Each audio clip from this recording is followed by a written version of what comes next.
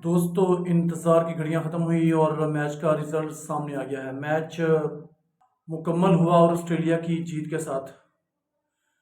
Overall इसमें बात की जाए तो टारगेट तो बहुत बड़ा था। तकरीबन 367 रन का टारगेट था और एक ऐसी विकेट पर जिस पर फास्ट बॉलर्स के लिए बिल्कुल कोई जान नहीं थी, कुछ भी नहीं था सिवाय उनके पिटने की। अगर वो अपनी थोड़ी सी क्लास का इस्तेमाल करते और अपनी थोड़ी उनके पास जो वैरायटीज थी उनका वो इस्तेमाल करते तो वो बढ़ सकते थे, वरना अदरवाइज उनके पास कोई रास्ता नहीं था कि वो इस विकेट के ऊपर मार खाने से बढ़ सकते, जैसा कि हारिस रऊफ के साथ हुआ। उन्होंने पहले बैटिंग की और उनकी बैटिंग में खास बात यह है कि उन्होंने जो स्टार्टिंग उनकी पहली पार्टनरशिप थी वो 259 रन की रही। बहुत बड़ी पार्टनरशिप थी और दोनों बैट्समैनों ने इस दौरान अ, खुलकर हाथ दिखाए और कई बार उन्होंने बॉल को बाउंड्री से बाहर भेजा। 9 छक्के मिचेल मार्श ने मारे और उनके जो पार्टनर थे डेविड वार्नर, उन्होंने भी काफ़ी अच्छी बैटिंग की। और उनको इसमें जो एक ख़ास चीज़ थी, उनको जब 10 रन पर उनका जो शमा मीर ने कैच ड्रॉप किया था वो उनको एक नई ज़िंदगी दे के गया और वो इतना लंबा स्कोर करके। और बर्थडे था आज मिचेल मार्श का और उन्होंने इसको खूब अच्छे तरीके से एंजॉय किया और उनके लिए ये लकी रहा कि उन्होंने एक शानदार सेंचुरी स्कोर की।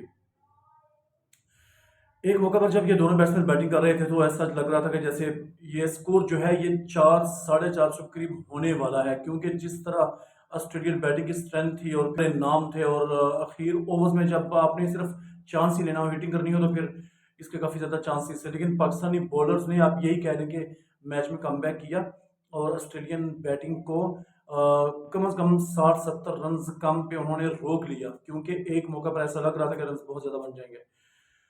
खैर ये तो हो गया।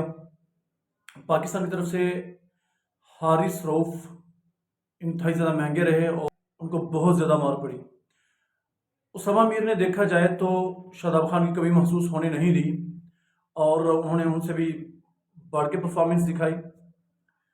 उनके 9 ओवर में 82 रन बने और इफ्तिखार अहमद ने इस मौके पर काफ़ी अच्छी बॉलिंग की। उन्होंने 8 ओवर में सिर्फ 37 रन दिए, लेकिन कैप्टन को चाहिए था कि जब उनके इतने ओवर गुजरे तो उनका कोटा मुकम्मल करवाते। लेकिन खैर शाहीन अफरीदी ने 5 विकेट हासिल की, बैटिंग आई। तो शुरू से ही दोनों ओपनर्स को शाबाश ना देना एक ज्यादती होगी। दोनों ने तकरीबन 6-7 की औसत लेकर वो दोनों चले और उन्होंने 100 से जायद स्टार्ट पाकिस्तान को फराहम किया। थोड़ा सा इनको लंबा और खेलना चाहिए था, अगर क्योंकि 6 की एवरेज आपके साथ चल रही थी, 7 की, तो आपको थोड़ा सा विकेट के ऊपर स्टे करना चाहिए था। और तो लेकिन वो भी, और ये अब्दुल्ला शफीक आउट हुए एक दूसरे के बाद, तो बाबर आजम नाकाम रहे। सऊद शकील थोड़ा सा एग्रेसिव अगर और खेलते तो शायद वो जो एवरेज जो इफ्तिखार के आने तक इतनी थोड़ी ऊपर चली गई थी वो थोड़ी सी नीचे आ सकती थी। लेकिन बहरहाल वो 30 रन 31 बॉल पर करने के बाद आउट हुए।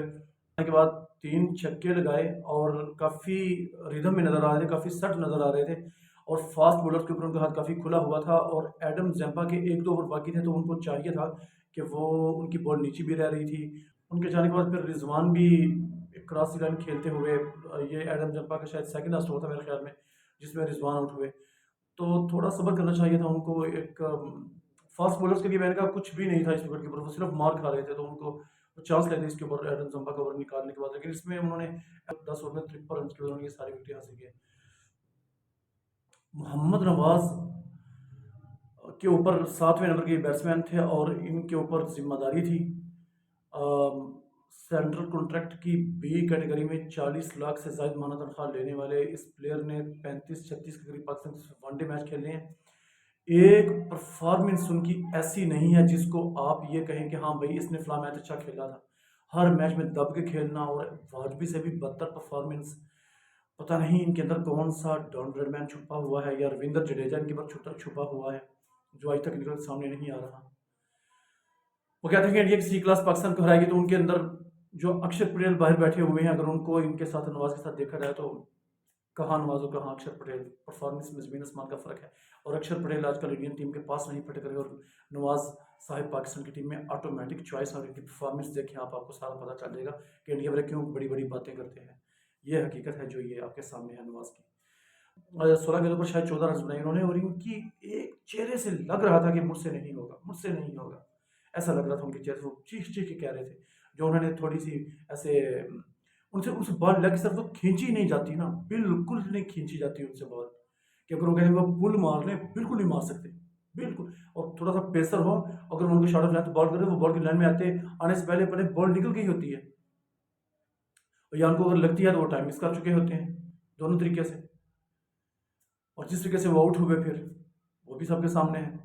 ऑस्ट्रेलिया ने बेटर खेला और जिस उसके हिस्से में ही पाकिस्तान के ओपनर्स के बाद रिजवान का बड़ा स्कोर रहा 44 रन, और बाकी बैट्समैन बस आते और जाते रहे। तो इस तरह पाकिस्तान अब टॉप 4 की लिस्ट से भी अभी निकल गया है।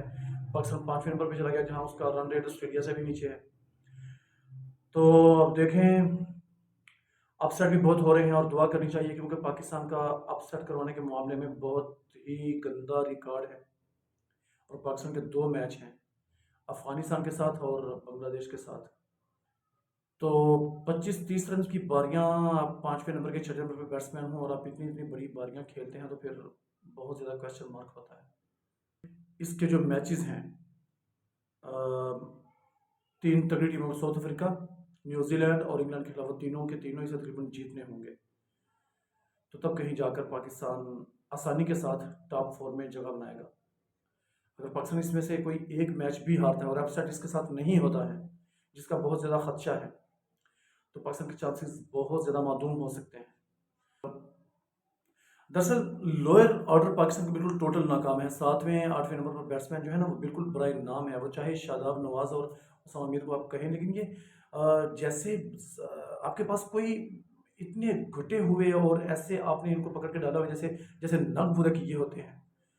अब क्या बेंच है आपका, और क्या क्या आपके पास चॉइस है? बिल्कुल कुछ नहीं।